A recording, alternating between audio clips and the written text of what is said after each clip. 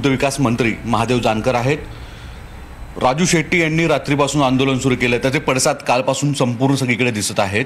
आजही अनेक ठिकाणी दूध संकलन झालं नाहीये। गोकुळ किंवा इतर महत्त्वाचे दूध जे संघ आहेत त्यांनी देखील दूध संकलन केलं नाहीये।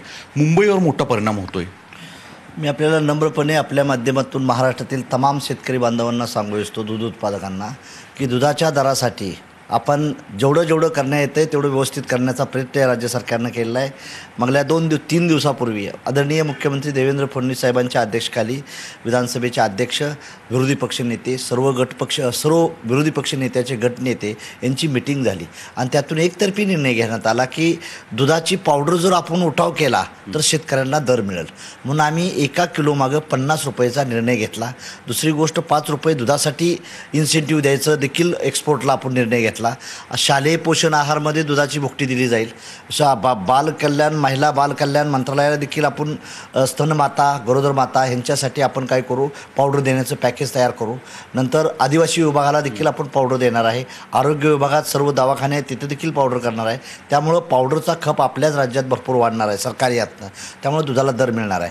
आणि कालच 2 वाजता मला दूध संघाच्या म्हणजे प्रायव्हेट आणि सहकारी दोघांच्या संघाची मीटिंग झाली। त्यात सांगितलं की आम्ही नोटीस त्यांना पाठवली होती, तुम्ही जर दूध संघात भाग घेतला तर तुमच्या योग्य ती संपात जर भाग घेतला तर कारवाई केली जाईल आणि आम्ही तुम्हाला इन्सेंटिव्ह देतोय सरकार, परंतु तुम्ही शेतकऱ्याला जर दर नाही दिला तर तुमच्या योग्य ती, म्हणून त्यांनी निर्णय घेतला की 20 तारखेपासून आम्ही 3 रुपये वाढवतो आणि ज्या दिवशी पोषण आहारमध्ये जाईल त्या दिवशी आम्ही 2 रुपये म्हणजे 5 रुपये संघाने सांगितलं आम्ही निर्णय घेतो की शेतकऱ्याचा दर आम्ही दुधाला देण्याचा प्रयत्न करतो। त्यामुळे दूध संघाचे देखील संघांचं चांगलं सहकार्य मिळायला लागलेलं आहे। जो संघ ज्या दुधाच्या संपात भाग घेईल त्याच्यावर योग्य ती कारवाई करण्याचा आम्ही प्रयत्न करू।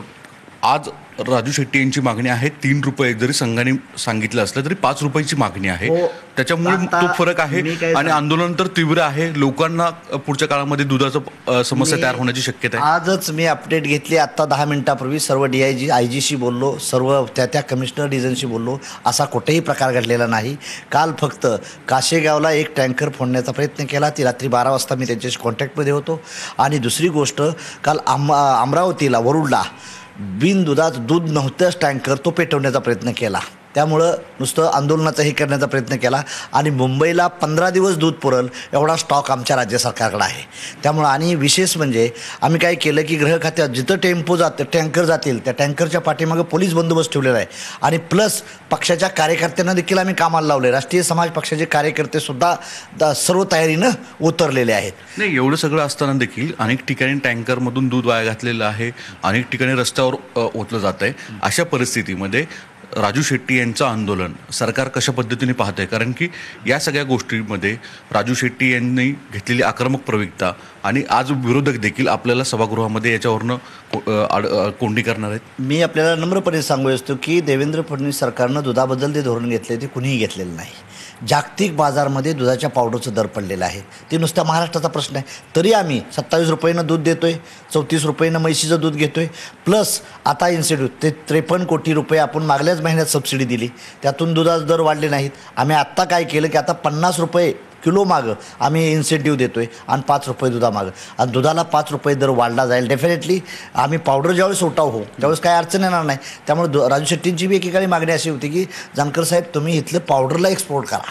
विशेष म्हणजे आज का मला माहीत नाही की राजू शेट्टी का असं करतात काय मला समजत नाही, परंतु मला माहीत आहे राज्य सरकार सक्षमपणा आहे, मुंबईला दूध कमी पडून देणार नाही हे दुग्ध विकास मंत्री म्हणून मी सांगतो। आणि आंदोलकाला सांगतो की कायदा हातात घेऊ नका, कायदा हातात घेतला तर गाठ माझीन तुमची होईल, एवढं लक्षात ठेवा। राजू शेट्टी कशासाठी करतात असं तुम्हाला वाटतं? कारण की त्यांची संघटना आहे, तुमची छोटी, आता तुम्ही सदर वेगळ्या संघटनेवर आला।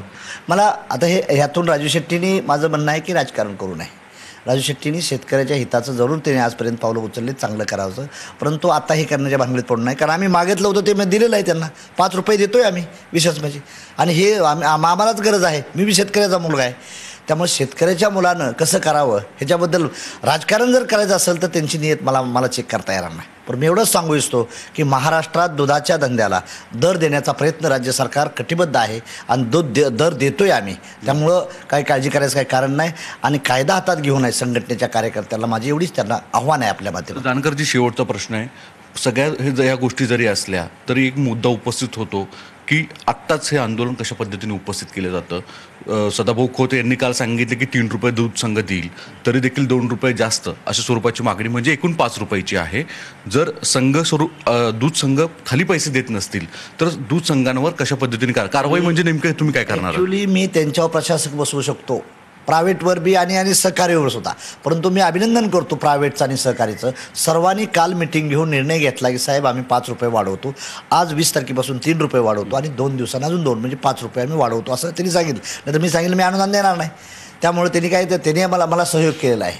त्यामुळे त्यांचा सहयोग असताना, जर ज्यांची डिमांड होती त्यांचाच सहयोग असताना बाकीचं राजकारण म्हणून या मंडळींनी बाकीच्यांनी करू नये, एवढंच माझं नम्र आव्हान आहे आपल्या माध्यमातून. राजकारण करू नये अशा स्वरूपाची भूमिका जाणकार मांडतायत, पण आज राज्यामध्ये अनेक ठिकाणी दुधांचे टँकर अडवलेले आहेत, ही वस्तुस्थिती आहे.